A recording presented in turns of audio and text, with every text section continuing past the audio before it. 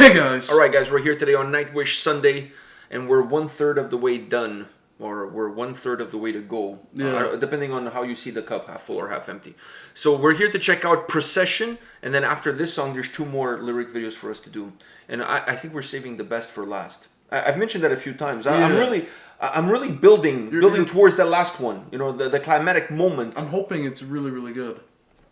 What do you mean you're hoping? It is. I'm hoping it's... There's no hopes to be had. It is. It's a fact of life. You're hyping it up, right? I'm the Flavor Flav of Nightwish. Exactly. I'm fucking Flavor Flaving this shit. I'm hoping it's the best out of all. Like, I'm gonna look back on this album and that will be like the one... To me, it's my favorite track, but it's also the best way to close off the album. It's also the longest track on the album. So there's a lot of things happening on that track. And let me just say, Marco is in full glory. So, like, I'm just giving you a little bit of that. There's no hopes here. It's facts of life.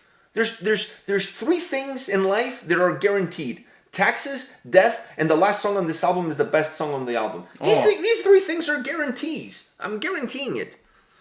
All right, now that I got that out of my chest, let's do this.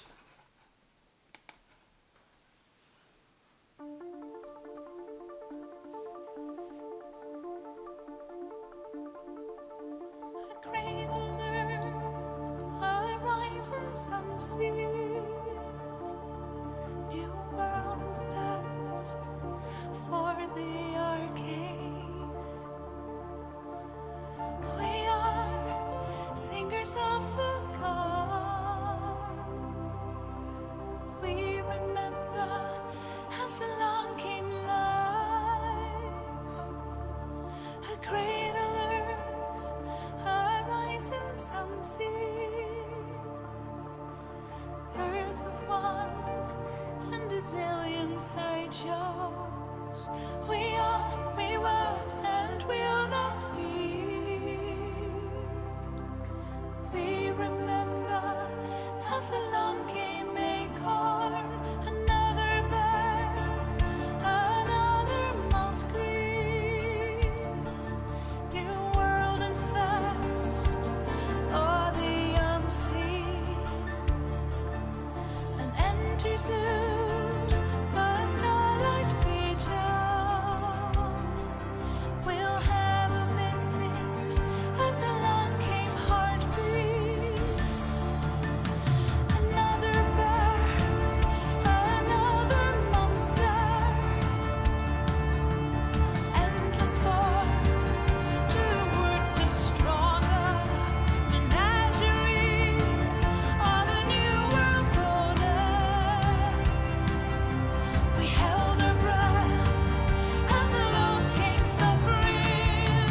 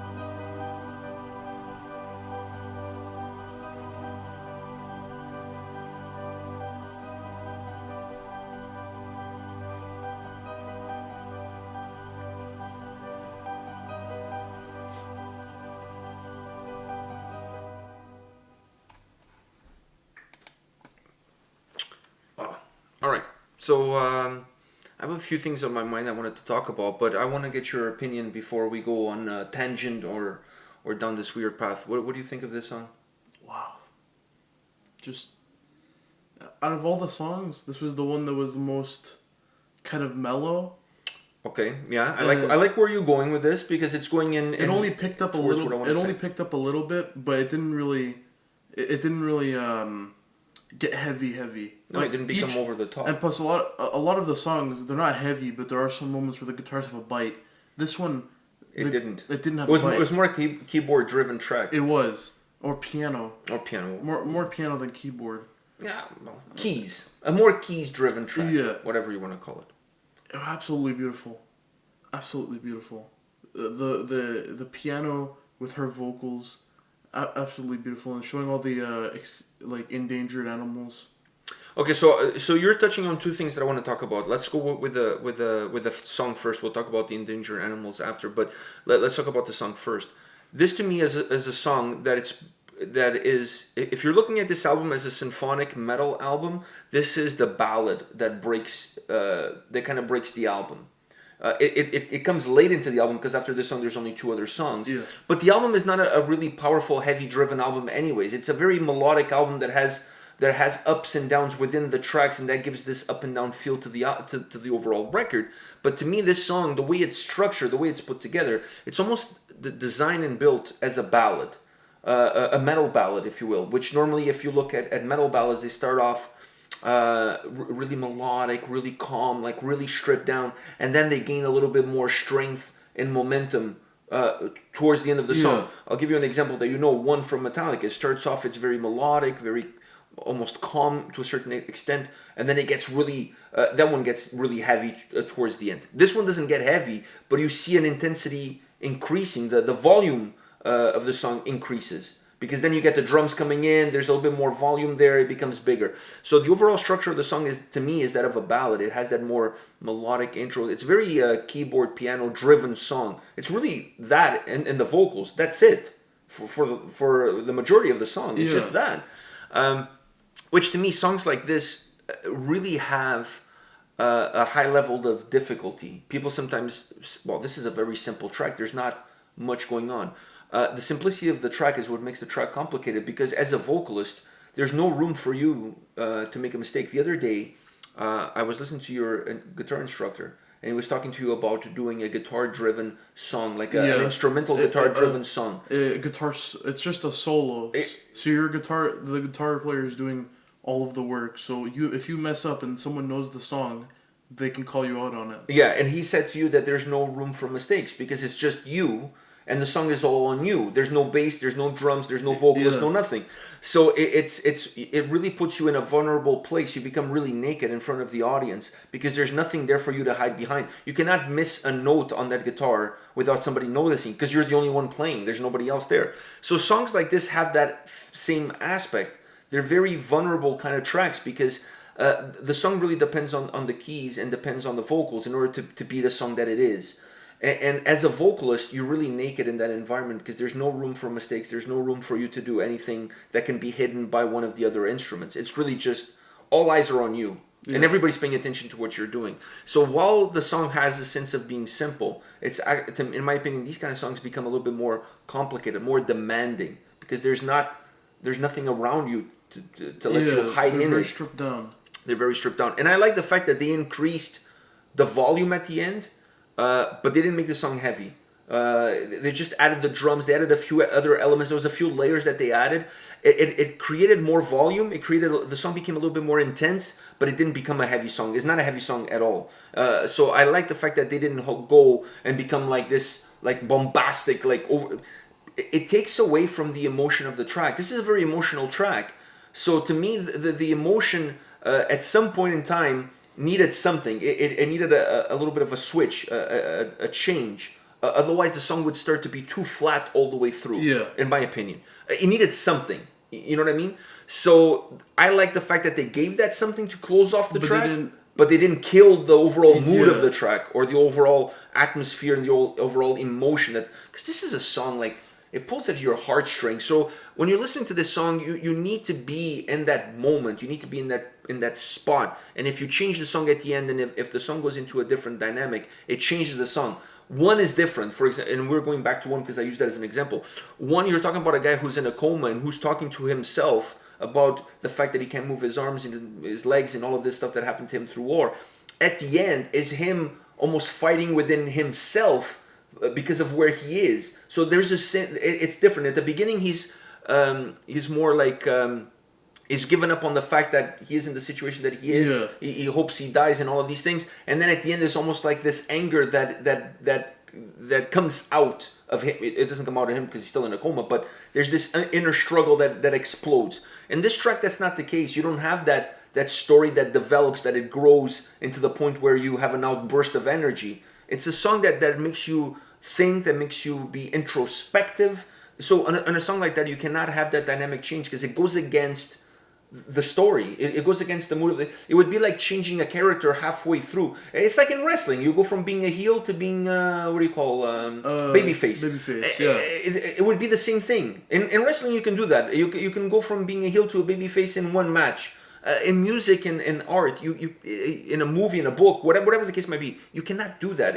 There has to be a gradual process. So you can do that. You can do that across an album, but within a track, to me, is too short of a period. Now, one thing I wanted to talk about, you said the animals were showing up. That was really cool that they put the pictures of the animals that they haven't gone extinct, but they are very close to being extinct. I saw a documentary. There's a documentary on Netflix about animals. It's 5 different animals that have gone extinct. And they explain to you in each one why they've become extinct. In a lot of cases, we think that animals become extinct because humans hunt them or we ate them. I'll use an example of the dodo bird, right? Everybody knows the dodo bird, because it's a common expression. People say, oh, it's gone the way of the dodo bird, which is being extinct, right? So I always thought that humans, when they discovered the islands where the dodo bird was, which was around Australia, New Zealand, I thought they killed the bird and they ate the bird because they were hungry. They were sailors. They got there. Hey, there's a bird that can't fly. This is easy pickings. Yeah. Let's just kill him and eat him. Turns out that's not how he went extinct at all. We still caused the extinction as humans, but we didn't eat him because actually the meat wasn't very good. It was very hard. It was very gamey.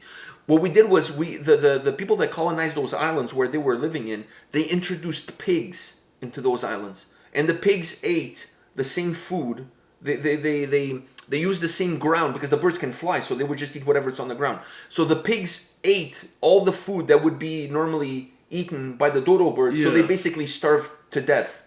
That's how they went extinct. So what I'm trying to say is that extinction of animals doesn't happen just by direct impact of humans. No, it could happen by indirect impact of humans. Us introducing another animal to that ecosystem. It's higher in the food chain. Yeah, and an animal that doesn't belong to in that ecosystem, which is going to throw that ecosystem completely out of whack. Right? It's the same in some cases. Like if you take away a certain animal from an ecosystem. Let's say, for example, if you're having a problem with snakes and you start killing all the snakes, next thing you know, you're going to have a problem with rats because now there's no snakes to eat the rats. Yeah. So the rat population becomes like overexpands. Right? Then you got rid of one problem. You created like 3 other problems. Yeah. Right? So humans. We have the ability to not only impact our environment directly with the actions that we take directly, either building a factory in the middle of the Amazon, cutting down forests, whatever the case might be, but we also have the ability to impact indirectly with things that may seem like, well, we didn't do anything wrong, we just brought pigs here. You have to. That's why in Australia they're very keen about what you bring in because they don't want something from outside of that ecosystem to come in and throw the whole ecosystem out of balance. So it's just interesting that they mention those animals, and it's important that people realize that the impact that we have on our ecosystem is not just a direct impact. There's an indirect impact that we can have as well. And that is something that, this is not fake news. This is the real shit. Some real stuff. This is the real shit. I watch documentaries. Yeah. And I'm not talking about Tiger King. I watched that one too, but I was not talking about that one. All right, guys. This is it for this Nightwish Sunday. Go plant a tree or something. Do something good for the environment. Actually... going outside, man. Well, on your own, on your backyard. That's true. Plant a We flower. can't plant the tree. In our Here in Canada, in the long weekend of May is normally the weekend where people go outside in their gardens and they do planting. I tend to do that. It's very, very zen-like. You know, you're down with the hands in the dirt, Especially planting now. plants. I think it's very therapeutical. You feel a lot better afterwards. You really do. I really enjoy nature in general. But I grew up with animals in Portugal. Exactly. You know, I had a pet chicken and goats and stuff like that. So I wanted a goat. I wanted a goat. No, but my neighbor had goats, so I used to go with him to feed the goats in the pastures and stuff like that. Great memories. Man, I cried a lot of tears because I wanted a goat when I was a kid. See, kids now want a PlayStation 4. Or they want a dog. They want a pair of Michael Jordans that cost $400. You wanted Me, a goat. I wanted a goat. How times have changed. What were you gonna name the goat? I don't know. I never went that far. Huh. I couldn't convince my parents to buy the... Why am I going to name an animal that I don't even own? That's just heartbreaking. That's just heartbreaking. You don't want to do that. All right. Anyways, guys, come back tomorrow. We'll have more videos for you. See you guys. See ya.